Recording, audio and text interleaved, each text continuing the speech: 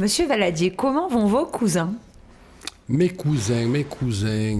Alors, Côté familial, ils vont tous très bien, je Ouais. l'espère et je le crois. Après, je ne sais pas de quel vous Non, parlez. alors pas vos cousins germains, vos cousins politiques. Je parle des maires Les Républicains Jean-Jacques Granat et du maire de Langlade Gaëtan Prévoto. Ah. Puisqu'il y a quelques semaines, ils sont partis de votre groupe, ils vous ont quitté pour rejoindre celui de Franck Proust. Est-ce que vous êtes fâché avec eux? Oh, pas du tout. D'abord, c'est un peu vieux, là. Vous ressassez des vieilles choses. Je vous avais pas posé la question en plateau. Peut-être. Et non, ça va très bien. On se croise, on s'appelle, on échange. J'ai eu Gaëtan Prévoto il n'y a pas longtemps pour un dossier en tant que conseiller départemental. Tout va bien. Ça ne vous a pas contrarié leur départ? Non, vous savez, j'en suis plus là. Non, sur le coup, vous les avez jugés un peu opportunistes ou pas du tout? Non, pas du tout, parce qu'on on en avait parlé ensemble, ils avaient ce souhait, je leur ai dit, écoutez, si ça peut vous faire plaisir, je m'en offusquerai pas. Et vous, est-ce que vous comptez rejoindre le président Franck Proust? C'est ce qu'a demandé Jean-Jacques Granat d'ailleurs. Il vous a demandé ça à plusieurs reprises. Le président Franck Proust, il n'est pas président de groupe. Hein. Non, c'est effectivement Frédéric Touzelier. Avec qui vous avez eu quelques mots? Non, écoutez, j'ai eu quelques mots, puisque j'ai fait à ses côtés, et pour sa campagne, une réunion publique à Saint-Gilles. Et oui, j'étais. Non, moi je suis très bien dans ce groupe, et en plus, vous le savez, les maires de ce groupe, qui sont nombreux, m'ont demandé de l'animer. Donc je ne me vois pas vous êtes réconcilié avec tout le monde. laisser de côté. Oui, moi. Mais vous conservez votre groupe? Tout le monde dit qu'Eddy Valadier est un gentil garçon. Ça dépend à quel moment. Bon. Un mot sur le maire de Langlade qui a récemment été condamné par la justice pour avoir construit son mur, alors sans permis de construire, et donc c'est en infraction avec le PLU de sa commune. Il a fait appel. Qu'est-ce que ça vous inspire? Bon, je crois qu'il est face à des opposants qui n'ont pas digéré leur défaite municipale. Après, moi, je ne connais pas le dossier au fond. Après, là, ce n'est pas les opposants qui l'ont condamné, c'est la justice. Oui, mais bon, je crois qu'il a fait appel. Il me semble qu'au tout départ, on avait porté un dossier qui semblait important. On finit sur une limite et un mur. Bon, c'est dommageable. Mais bon, ça arrive, vous dites ça arrive? Non, je me dis pas ça arrive. Je ne l'envie pas. Je sais que ça le touche. Allez, on parle de Saint-Gilles et du projet de musée, Coralie? Oui, un musée médiéval qui devrait sortir de terre d'ici 2025. Où est-ce qu'on en est? Et on a vu que votre musée a fait l'objet d'un bel article dans le journal Le Figaro. Oui, on avance.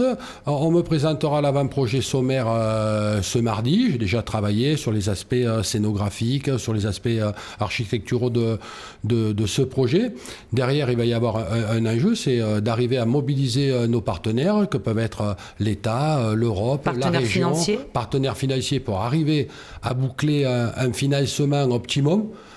Et je dis clairement, moi, si la ville de Saint-Gilles n'arrive pas à obtenir 65-70% de subventions sur ce projet, peut-être qu'on le décalera d'un an ou deux. Oui, parce que ça coûte quand même 8 millions d'euros. Oui. Il n'est pas surdimensionné pour vous? Non, pas du tout, puisqu'il n'est juste fait que pour accueillir les collections qu'on possède déjà dans le musée, actuel. Mais comme je le fais pour bon nombre de projets structurants que je porte pour ma collectivité, je sais qu'il y a beaucoup d'autres choses à faire. Donc je ne souhaite pas que ça soit un projet qui pénalise trop lourdement nos finances. Donc, si on peut le faire à démarrer en 2025, parce que nous aurons réussi à mobiliser, c'est très bien. Dans le temps. Sinon, je le décalerai d'un an ou de deux. Vous avez demandé 1 million d'euros à Nîmes Métropole. Vous pensez les avoir au titre des projets de secteur? Pour l'instant, j'ai rien demandé d'officiellement. Selon nos informations, c'est 1 million d'euros. Bon, écoutez, j'ai rencontré le président Franck Proust pour lui faire connaître ce projet. Il m'avait demandé de lui expliciter le fond et les raisons. On en a parlé d'autres, comme la piscine couverte municipale de la ville. Effectivement, il me semble que ce sont des projets qui peuvent être qualifiés de projets de secteur, c'est-à-dire structurants pour le territoire. Donc il vaut mieux bien s'entendre. Allez, on parle des projets de Nîmes Métropole cette fois-ci. Oui, et qui vous concerne aussi, puisque l'aéroport de Nîmes-Garon, on ne le dit pas assez, mais vous le répétez. Non, mais qui n'est pas à Garon. Il n'est pas à Garon, il est à Saint-Gilles. Donc ne dites pas Nîmes-Garon. La base aéronavale de Garon a quitté ce territoire depuis maintenant plus de 10 ans. Oui, monsieur Valadier. Du coup, quel regard vous portez? L'aéroport de Nîmes-Saint-Gilles, s'il vous plaît, Coralie. Non, l'aéroport de Nîmes, ça va très bien.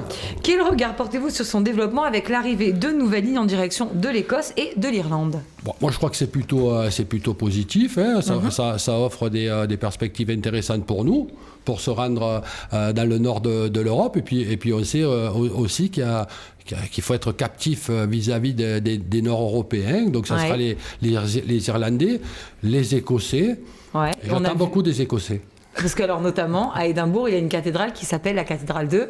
Saint-Gilles. Saint-Gilles est partout. Le 4 mai, vous allez y aller du coup? Et non, je n'ai pas été invité, mais alors, c'est pas, il y a une cathédrale qui s'appelle cathédrale Saint-Gilles. C'est la cathédrale. La cathédrale. La cathédrale d'Édimbourg s'appelle cathédrale Saint-Gilles. Et pour tout vous dire, je papotais avec notre président et d'autres collègues la semaine dernière.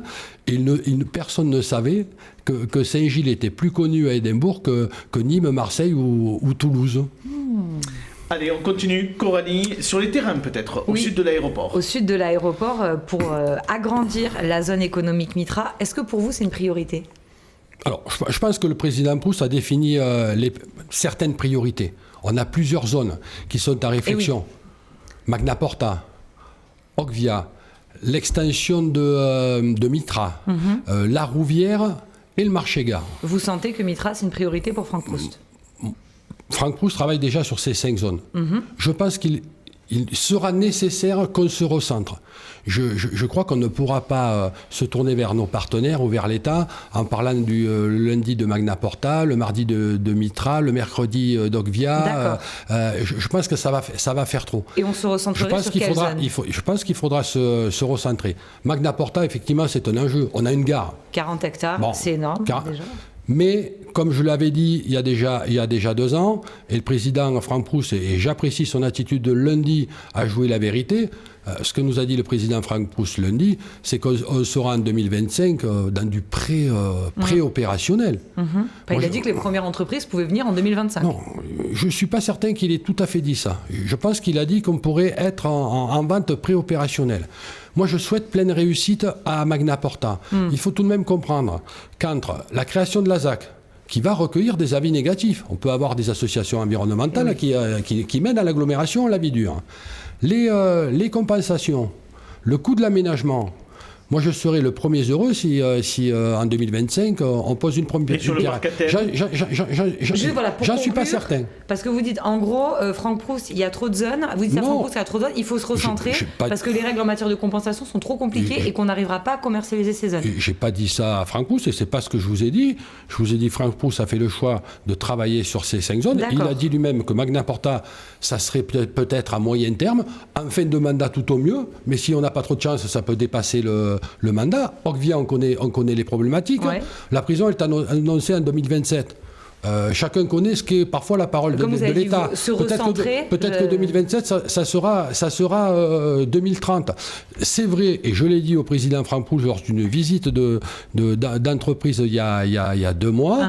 Moi, je pense que l'extension de Mitra sur les 20 hectares qu'a acheté l'agglomération, si on sait proposer un aménagement de cette zone avec une cible de développement durable, c'est-à-dire, je crois qu'il faut qu'on dépasse le type de zone qu'on construisait il y a 10 ou 15 ans. Oui, voilà, parce que c'est ça qui est intéressant. En gros, ce que vous dites, c'est que sur Mitra et les 20 hectares, on pourrait faire une zone d'activité économique durable et ça permettrait d'avoir des règles en matière de compensation qui sont moins lourdes. Quand on sait qu'aujourd'hui, à Magna Porta, on va urbaniser 1 hectare, ça fait 5 hectares en terres agricoles qu'il faut compenser. J'en suis pas certain, mais je crois qu'il faut effectivement jouer le coup, proposer à l'État une zone durable qui intègre tous les enjeux de l'environnement. Et peut-être qu'à ce moment-là, nous aurons des contraintes de compensation peut-être un peu moins exigeantes et ça nous permettra, avec un permis d'aménager et non pas une ZAC, d'aller beaucoup plus vite.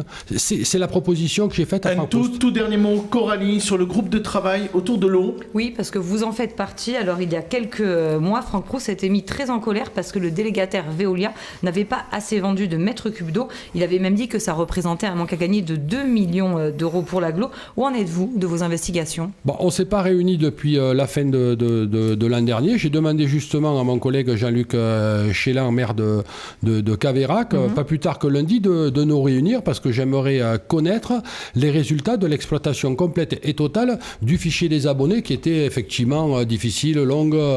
Voilà, donc, et ça traîne un peu ? Pour vous ? Nos services nous avaient annoncé que ça devait un peu traîner parce que le fichier de nos abonnés il est lourd.